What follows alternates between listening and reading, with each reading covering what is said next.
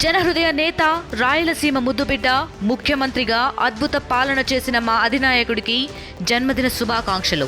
ఇట్లు Kadiri Baburao, ex-MLA Kanigiri, Visakhapatnam parliament YSRCP పరిశీలకులు. సింహాచలం నుంచి వేపగుంట వెళ్లే మార్గంలోని బీఆర్టీసీ రోడ్డు వద్ద జరిగిన రోడ్డు ప్రమాదంలో 3 వ్యక్తులు మృతి చెందారు. ఒకే కుటుంబానికి చెందిన భార్యాభర్తలతో పాటు ఒక కుమార్తె కూడా ఈ ప్రమాదంలో దుర్మరణం చెందడం ఒక రకంగా బాధాకరం. మనం అదే ప్రాంతంలో ఉన్నాం. ఇది బీఆర్టీఎస్. విశాఖలోని ఒక వేర్వేరు ప్రాంతాల్లో శీఘ్ర రవాణా వ్యవస్థలో భాగంగా ఈ రోడ్డు నిర్మాణం చేశారు. నిజానికి మనం చూస్తున్న ఈ ప్రాంతంలో కేవలం ఈ మార్గంలో సిటీ బస్సులు మాత్రమే వెళ్లాల్సిన పరిస్థితి. అయితే చాలా వరకు నిబంధనలకు ఉల్లంఘించి చాలామంది స్థానికులు ఈ రోడ్ల వెంబడి వెళ్ళడం పరిస్థితి ఉంది. దీంతోనే ఈ రకమైన ప్రమాదాలు జరుగుతుంటాయి.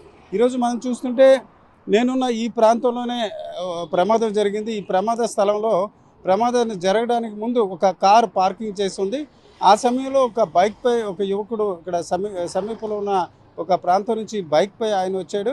అయితే అక్కడ పార్కింగ్ చేసి వాహనం ఉండడంతో కార్ని ఓవర్టేక్ చేసేందుకు ఇలా పక్క వచ్చాడు. అదే సమయంలో మనం చూస్తున్న సింహాచలం రోడ్డు నుంచి ఒక కుటుంబం బైక్పై త్రిబుల్ వస్తున్నారు, భార్య భర్త అలాగే కుమార్తె కలిసి.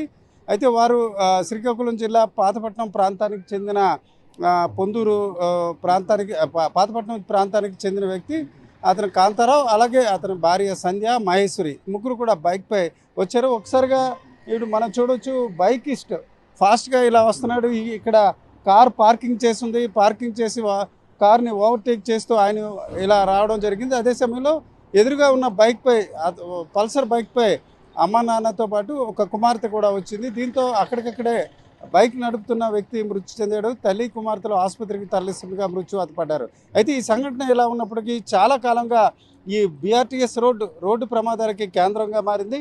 కేవలం ఆర్టీసీ బస్సులు వెళ్లాల్సిన ఈ మార్గంలో కార్లు అలాగే ఇతర బైక్లు వేగంగా వెళ్ళడం వల్ల ఇలా ప్రమాదాలు జరుగుతున్న పరిస్థితి ఉంది.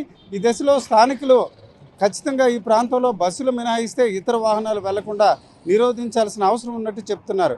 ఈ దశలో ప్రమాదం ఏ రకంగా జరిగినప్పుడు కూడా దీనికి బాధ్యులపై మాత్రం చర్యలు తీసుకోవాలని పోలీసులను డిమాండ్ చేస్తున్నారు. కెమెరా పర్సన్ తిరుపతితో రామచంద్ర, ఆర్టీవీ, సింహాచలం బీఆర్టీఎస్ రోడ్ నుంచి. సెంటర్ రోడ్లోని వెళ్ళకూడదు కదా సార్. సెంటర్ రోడ్లోనూ 60-70 వెళ్తారు. కేసులు అయితే రాసేస్తారు. ఎందుకు కేసులు ఎందుకు ఎక్కడ రాస్తారు? ఇలాంటివి చూసుకుని సరిపోద్ది.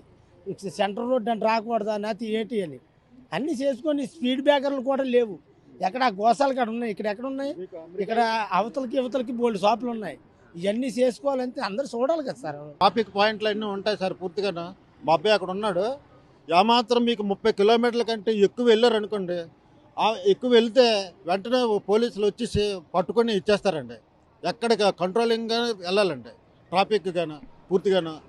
అలాగా ఇక్కడ కూడా స్పీడ్ లిమిట్ ఈ యాక్సిడెంట్ల జోన్ కింద ఉన్నది కనుక, ఎక్కువ తిరిగే రద్దీ ప్రాంతం కనుక మీకు ఏంటంటే ఎక్కడికక్కడ మీకు ఈ సిగ్నల్ పాయింట్లు అక్కడొకటి పెట్టి ఈ స్పీడ్ లిమిట్ మినిమమ్ 40 కిలోమీటర్ల కంటే ఎక్కువ వెళ్తే మాత్రం పెనాల్టీ ఏదో ఏసీసీ మొత్తానికి రాసిస్తే చాలా మటుకు ఇలాంటివన్నీ తగ్గుతాయండి. Local to global news at your finger tips. మీ చేతిలో ఒక ఆయుధం. Download Raw TV app. Media legend Ravi Prakash is back.